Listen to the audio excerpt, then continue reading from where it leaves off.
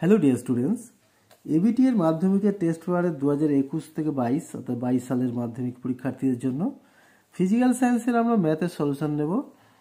134 page থেকে 137 page যেটা রয়েছে এটা নিয়ে আলোচনা করব।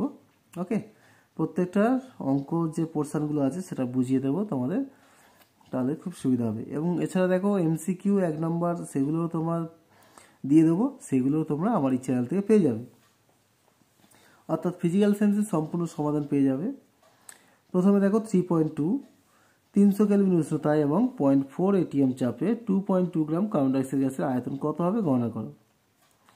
আমরা জানি কি পিভি সমান W/m/RT, আদর্শ গ্যাস সমীকরণ থেকে পাওয়া যাচ্ছে এটা। অতএব ভি সমান W/RT/Pটা নিচে এলো PM। এখানে W দেখো ভরটা 2.2 গ্রাম দেওয়া আছে, বসিয়ে দিলাম।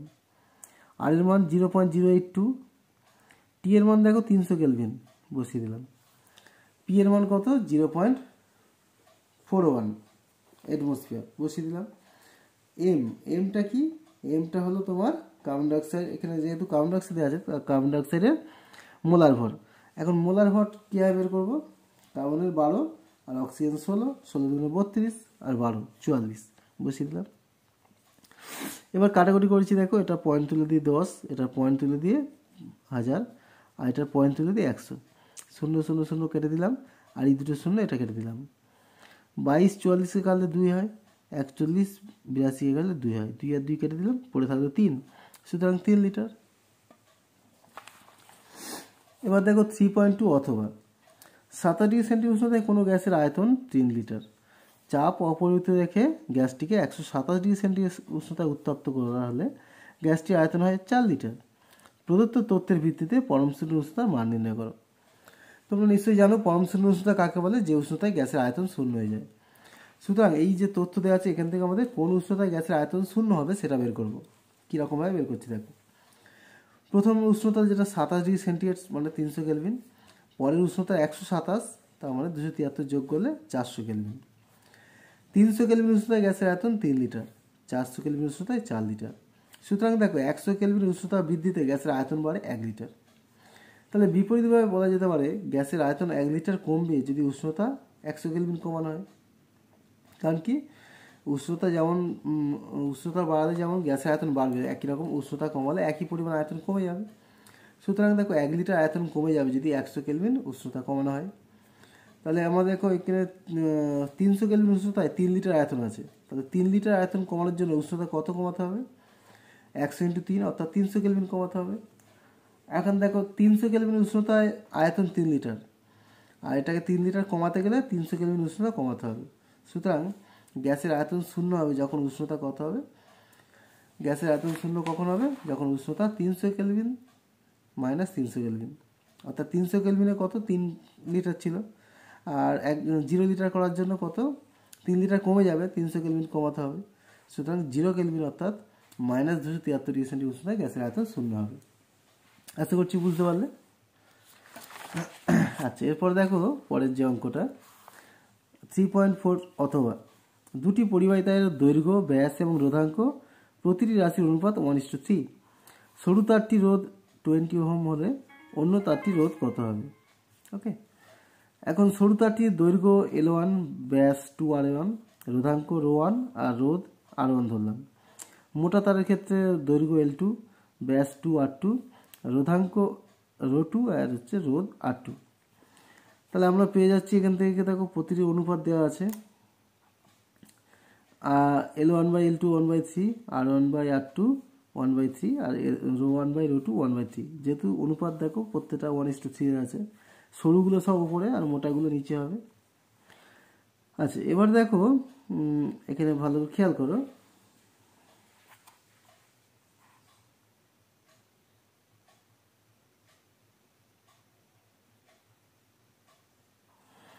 R1 সমান ρ1 × L1/πr1², R2 সমান ρ2 × L2/πr2²। ওকে, এবার দেখো তাহলে R2/R1 সমান কী হবে, ρ2 × L2/πr2² ρ1 L1/r1²। তাহলে এখানে ρ2/ρ1 হচ্ছে L2/L1, আর R1টা উপরে চলে যাচ্ছে R1/R2²। ρ2/ρ1 মানে 3 হবে, এই যে দেখো। আর L2/L1 একই রকমভাবে 3 হবে। আর R1/R2 হচ্ছে 1/3 স্কোয়ার, এটা 3 × 3 আর এটা 3 × 3 হবে, শুধু এটা 1 হয়ে যাচ্ছে। অতএব R2 = R1 = 20 ওহম হয়ে যাচ্ছে। ওকে,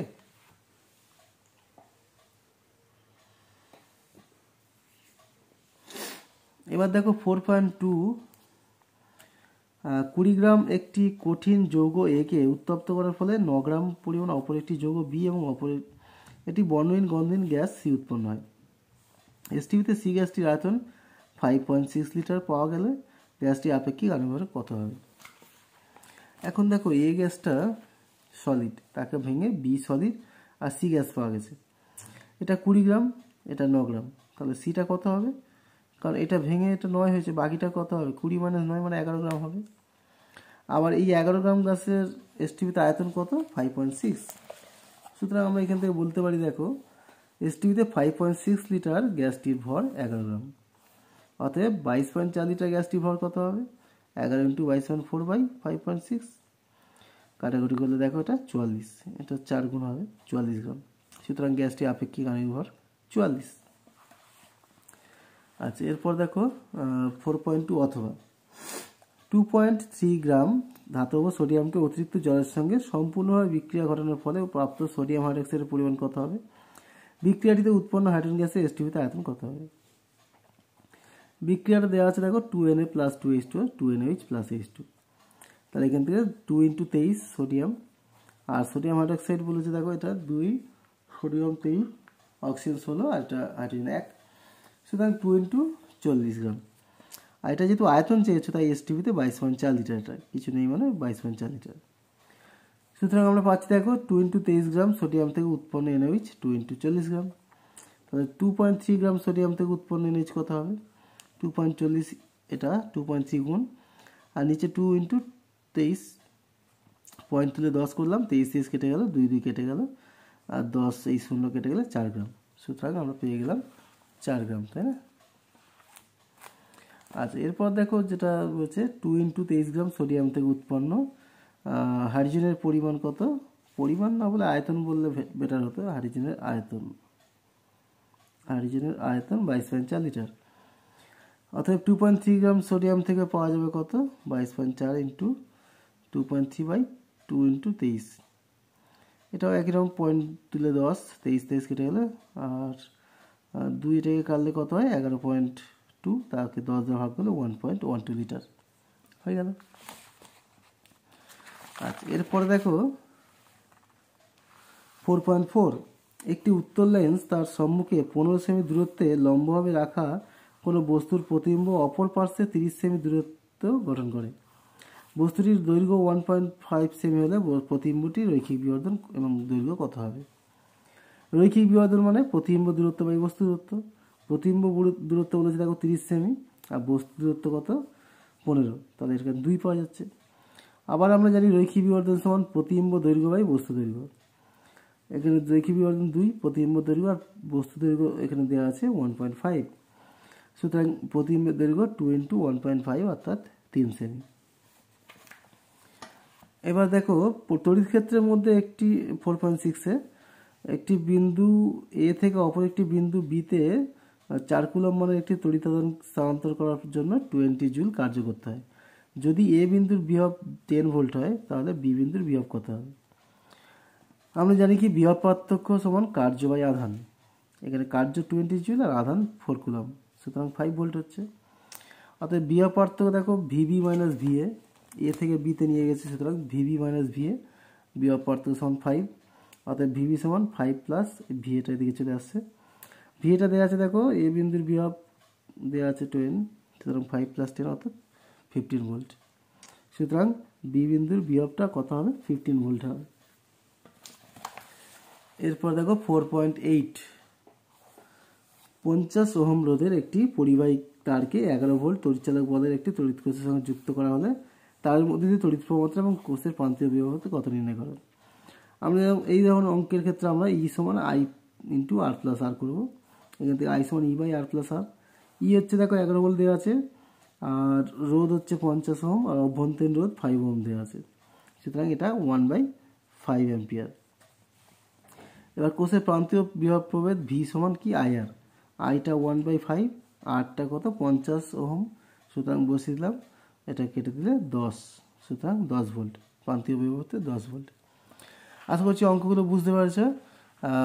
তোমাদের কেমন লাগছে অবশ্যই কমেন্ট করে জানিও, এবং যদি তোমাদের কমেন্ট বেশি পাই তাহলে প্রতিটা পেজের সলিউশন অবশ্যই দেবো। ওকে, এছাড়া তোমরা এমসিকিউ এবং শর্ট প্রশ্নের সমাধানও পেয়ে যাবে আমার এই চ্যানেল থেকে। ওকে, বাই, ভালো থেকো, সুস্থ থেকো।